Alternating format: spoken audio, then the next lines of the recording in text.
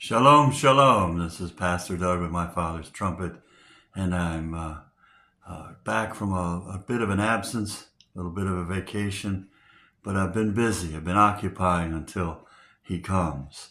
I've been to Texas and New York and a few other places in between, able to share the gospel on many occasions, being awake and alert throughout the day of the people that God puts in my path and what they may need. And so being awake and alert in the place of prayer is what I want to talk about. Is how is your praydar this morning? Is it on? Is your praydar on? As you look over people, as you go through your day, are you watching and waiting and praying? We used to tell the kids when they hear a siren, that means pray, because someone is in trouble or someone is sick.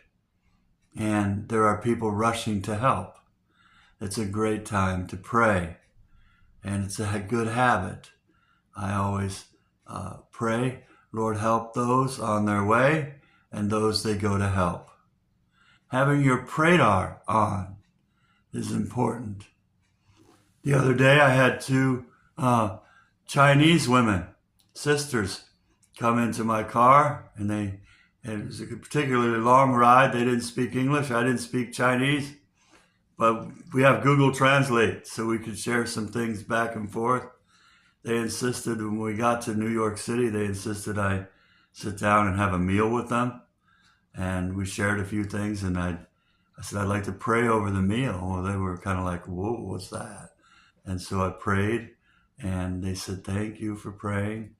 And I left them. I had a Chinese track and a gospel track, because I sometimes have Chinese students in my car from the University of Delaware. And so I was able to share with them the gospel with a little Chinese track. And what a wonderful time.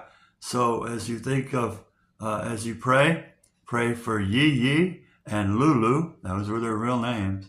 Because I pray that they come to know Jesus, as well as a young man I shared the gospel with this week named Michael, who obviously needed the Lord, and I shared with him, and he promised me he would pray and read the track I gave him that was the Roman road. And you know, if you know the Roman road, you know you can pray, and it's hard not to hear the gospel and respond to it.